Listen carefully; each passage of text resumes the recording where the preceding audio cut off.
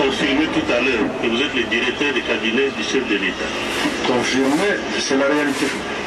J'ai dit vous l'avez confirmé parce qu'après vérification faite par le tribunal, vous l'avez confirmé. Absolument. Voilà, et vous ne l'avez pas nié donc. Absolument. Et comme tel, vous avez été au courant, si pas participé à l'exécution du programme de 100 jours de M. le Président de la République. Je voulais d'abord, confirmer aussi. Je voulais d'abord, votre honneur, vous demander de noter que nous n'avons pas suivi la lecture des PV comme on a demandé tout à l'heure. 2. Personnellement, je suis un intellectuel. Un intellectuel. Oui. Et je sais que devant pareille situation, tout peut arriver. Et donc, il nous faut absolument que nous ayons tous les éléments aujourd'hui en possession du ministère public pour nous préparer pour l'étape de la vérité pour le peuple congolais. Parce que la justice et la vérité riment ensemble. Nous ne sommes pas là pour amuser la galerie. J'ai une grande fonction à remplir, j'ai toute la notoriété qui couvre cette fonction, et j'ai donc le devoir de me comporter en homme d'État, dans la vérité et honorer notre justice. Ça, c'est une demande avant de répondre aux questions superficielles que vous voulez nous poser. Mais je crois que le tribunal a dit tout à l'heure oui. Que les questions sont adressées aux prévenus. Ces prévenus ont été auditionnés devant l'officier du ministère public. C'est exact. Donc, si en rapport avec l'une ou l'autre question, vous n'avez pas suffisamment d'éléments, vous allez les relever à l'attention du tribunal.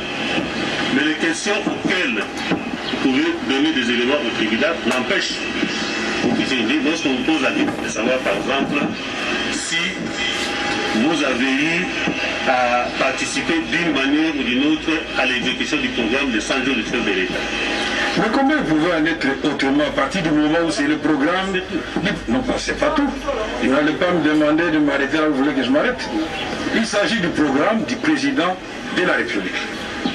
Ce programme n'est pas le fruit de M. Kamere. Ce programme est avant tout élaboré et il est approuvé par le chef de l'État lui-même.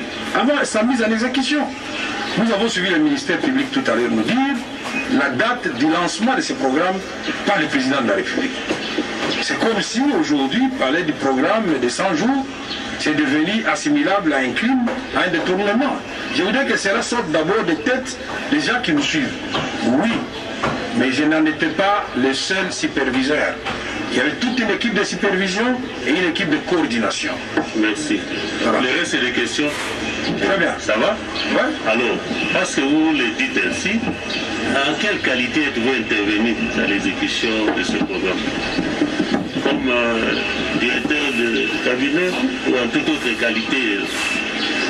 Quel rôle vous avez joué dans l'exécution de ce programme? Je suis directeur du cabinet du chef de l'État. Okay. On doit exécuter le programme du chef de l'État. Ce qui est déjà une situation inédite. Puisque d'habitude, le programme c'est celui du Premier ministre. Il fallait commencer par là. Mais parce que nous avions un Premier ministre ici d'une assemblée qui venait d'être balayée par une nouvelle assemblée.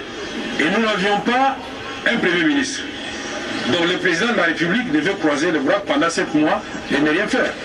Donc je suis intervenu au nom du président de la République pour que ces travaux se fassent et que nous puissions répondre aux besoins pressants du peuple congolais. Dans le secteur de l'éducation, de la santé, des routes et même la gratuité de l'enseignement chez nous. Puisque beaucoup ne savent même pas que la gratuité fait partie du programme de 100 jours. On choisit ce qui semble créer de la confusion et on avance. Merci.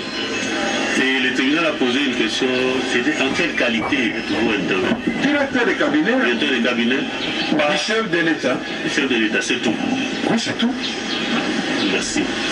Et une autre question, elle est simple. Est-ce que vous connaissez M. Sami Djamel, qui est à votre droite? Je vais le connaître à quel titre? Tous les opérateurs économiques, tous les prestataires sont passés à la commission. Ils se sont fait valider là-bas. Vous ne l'avez jamais rencontré? J'ai rencontré beaucoup de gens dans ma vie. Mais comment voulez-vous évaper des milliers de personnes que nous avons rencontrées pendant la campagne? En ce qui les concerne, on n'avait plus d'idée. J'ai dit non. Non. Voilà. Et le prévenu Moïma, le conseil? Vous savez que Moïma, je le connais de nom. C'est aujourd'hui que je vais découvrir son visage. J'étais étonné puisque j'ai demandé à tout le monde est-ce que j'en ai déjà là? Puisque notre administration à nous, celle que moi j'ai impulsée à la présidence de la République, c'est depuis l'administration de recevoir les agents dans les bureaux. C'est les annotations sur les documents. Les documents de l'éloignement, j'ai écrit au comptable. Transférer vite chez M.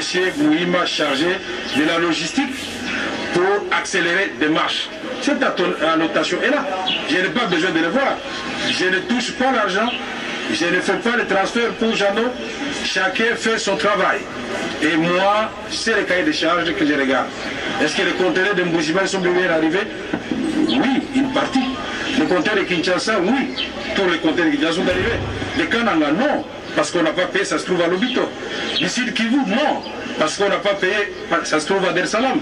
Les Matadi, non. Parce que le gouvernement n'a pas payé. Ça se trouve, on n'a pas retourné le conteneur, ça se trouve à Istanbul. Merci. Vous voulez qu'on dise quoi encore? Voilà, c'est juste quelques questions. Merci beaucoup. Le reste viendra suivre. Très bien. Hein? Le temps que vos avocats pénètrent le pied du dossier, les autres éléments. Est-ce qu'il y a... Oui, précision. Restez là, laissez le prévenu seul à la barre. S'il faut intervenir, on vous accordera la parole après. Regagnez vos places, les avocats. Non, regagnez d'abord vos places. Hein? Il n'y a rien à cacher. Vous reviendrez après. Monsieur le Président, c'est très important pour nous. Vous lui avez posé la question, il a répondu 2 fois, mais pas la même chose. Il a dit qu'il est intervenu comme directeur de cabinet et superviseur. Je n'étais pas seul, on était avec d'autres et la coordination. Mais à la fin, là, il insiste pour dire qu'il est intervenu en tant que directeur de cabinet. Moi, j'aimerais que les greffiers, s'il peut répéter, que les greffiers notent qu'il est intervenu comme non seulement directeur de cabinet, superviseur aussi de ces travaux de sanction. Est-ce que vous pouvez préciser? Donc ça, c'est tendancieux. C'est comme ça, oui, oui. C'est tendancieux. C'est comme ça que je ne voulais pas que les avocats viennent dire que je ne vienne pas répondre. Puisque tous ces petits pièges à gauche, à droite... Est-ce que vous pouvez préciser par rapport à cet aspect-là? Mais est-ce que l'un est incompatible avec l'autre? Je ne dis pas que je suis superviseur.